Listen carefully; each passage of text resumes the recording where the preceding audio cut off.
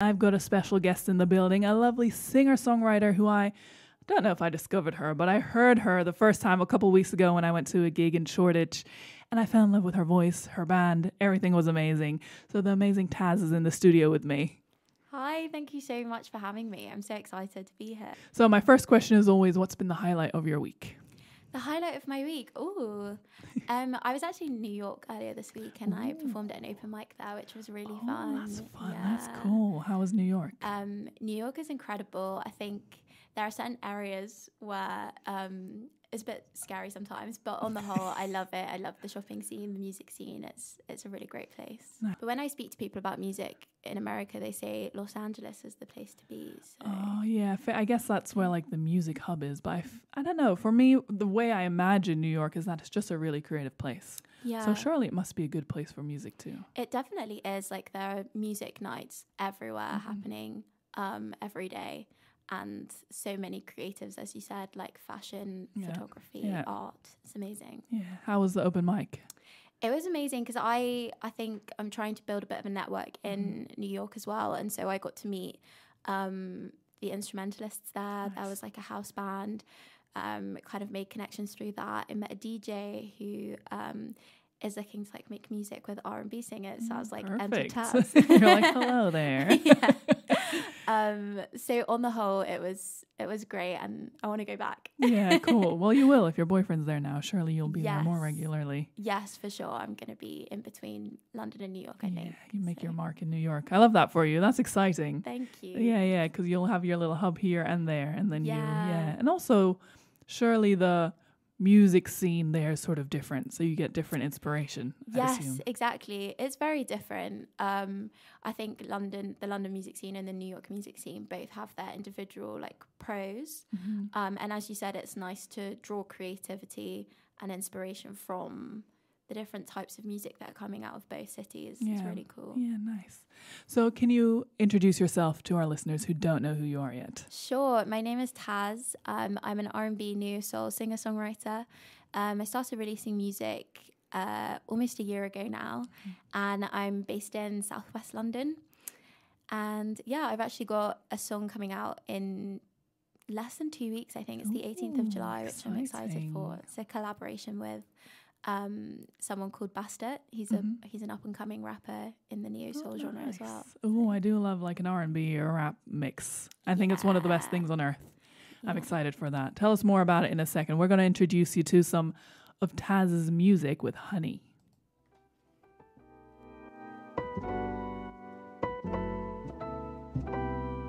And this song sort of started your musical journey, or your public musical journey, I'd say. Yes.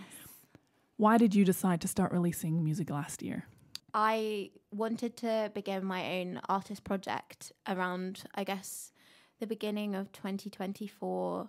And the reason I started wanting to release music and wanting to start my own artist project is because I love singing, I love music, and I kind of gave it up to live the corporate life. And I think once I left uni, all of my peers were just kind of like getting a good job and moving to London. So I just thought that was just the done thing, and that's what I needed to do. And it turns out I absolutely like freaking hated it. I hear you, girl. I hear you. And then I remember performing at a family function, and all of my family came up to me and were like, "Why have you stopped singing?" And I was like, I don't know.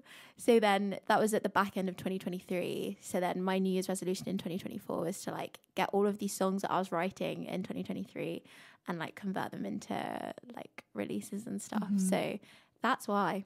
Okay, so you didn't study music, you just I did, which is again so weird. Like I studied music and then just did a complete U-turn, which... Oh, that is weird. Yes. So you studied music to pursue music, obviously, and then peer pressure got to you a little bit and you were like, I need to be sensible. Because I think for most of life I just kind of like went with the flow. Like you just do like GCSE, A-levels, uni, and then I was like, oh, no one's telling me what to do anymore. I was like, like I can do my own thing. Yeah. So then I think because everyone was just moving to London and getting like well-paid jobs, and I think there is a pressure nowadays to like save up and always like plan for the next thing, whether that's like buying a house or like saving up for a bloody pension or something. I don't know. It's a long way away, girl. Yeah, I know. I'm gonna be so poor when I'm old, but like, I feel like we all are gonna be like a little poor by then. But yeah.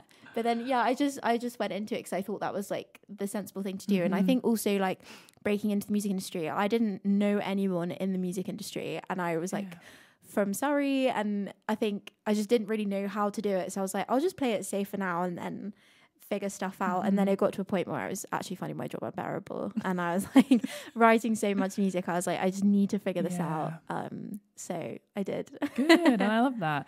But because you studied music, you must have had like peers who were also doing music somehow. Could you not have collaborated with them in some kind of way? So that is, again, a good question. I went to Durham, so that was more kind of like classical uni. So the musicians studying there were, like, I guess more into like film composition or orchestral playing and things like that. No one wanted to pursue like the independent artistry route. I think I know like one or two people who have, and we do stick together. Okay, good. But actually, like the orchestra players have become really good contacts. Like I called up on my friends who are like violin and cello players to do some of that in my music, trumpet players as well. So that has been really useful. But no, it was very, very classical oriented.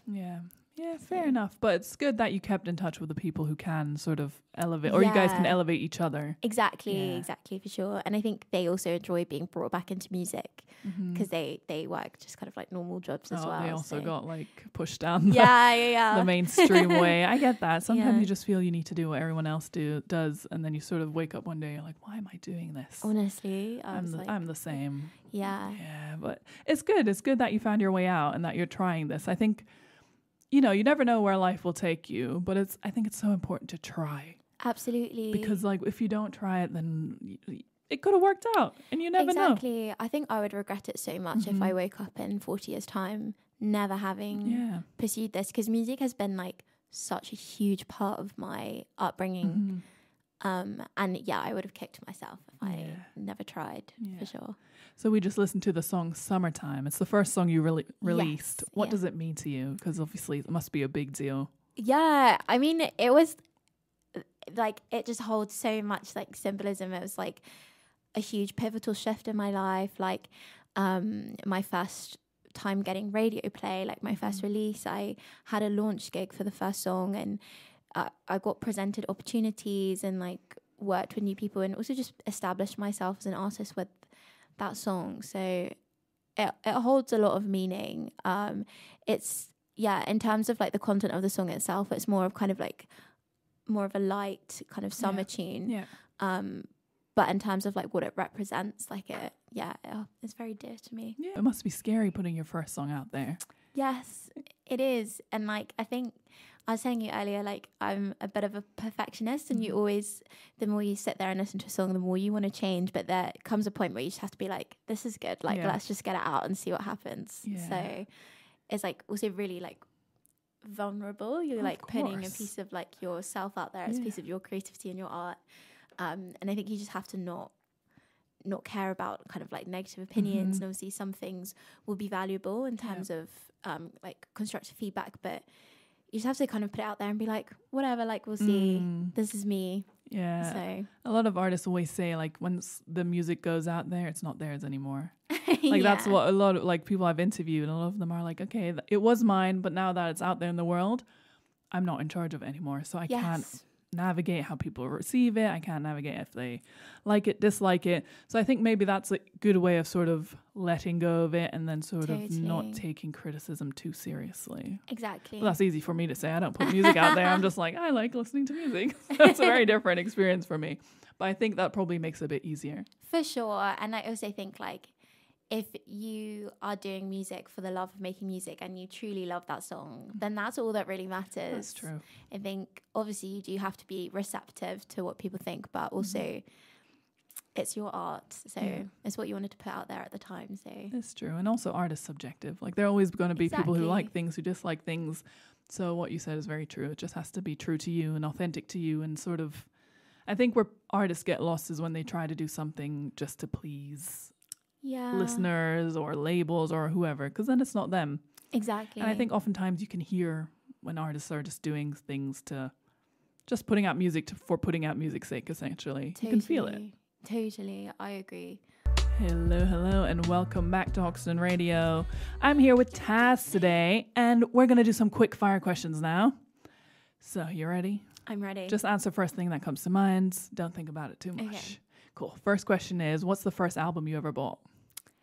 JoJo's album, Too Little Too Late. Oh, I had that too, you know. Yeah. I had a whole, I didn't want to get into it, but I had a whole choreography in my room. I remember dancing to it. You must have been really young when that came out. I was like 5, maybe 4 or 5. Okay, yeah, because I remember I was really young and I'm 6 years older.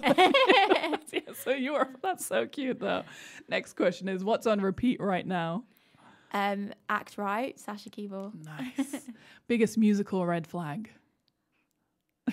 Auto-tune. Oh, okay, fair, good. One word to describe your sound. Cool. If you were a color, what color would you be? Light blue. Mm-hmm. If you could only listen to one genre for the rest of the time, what would it be? Jazz. Nice. Studio or stage? Stage. Mm-hmm. Artist you'd love to see live? Georgia Smith. Oh, good one. Best concert you've ever been to? Beyonce. I get that. Same.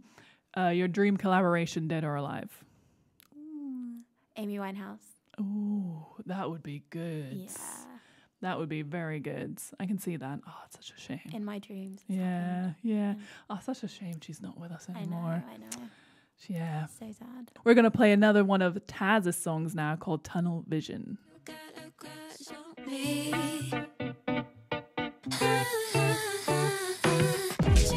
Tunnel Vision by Taz, and I just was saying to Taz I could see the song in Sex and the City with like Carrie Bradshaw walking down the street in one of her sassy outfits. I love it. I can see it. Yeah, definitely. It's such a fun, like, groovy song. Thank you. Yeah. How was the process of making this? I don't know if anyone knows the artist Tash. She's like an Australian LA based artist. But she had a song that had like a groove to it, and I like took it to my producer. I was like, I want to make something kind of like this.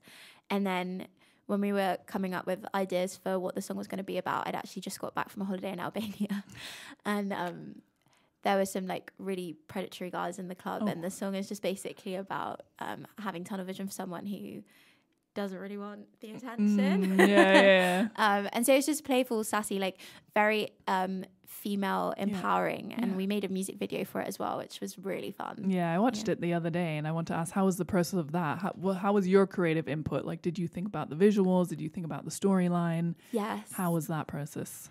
Yeah, so I started off by kind of thinking about the themes of the songs, and then also visuals that could be attached to those themes. So when I was thinking about predators, I was thinking about kind of like quite dangerous animals. So in the music video, there's like a wolf, head that's put onto the actor.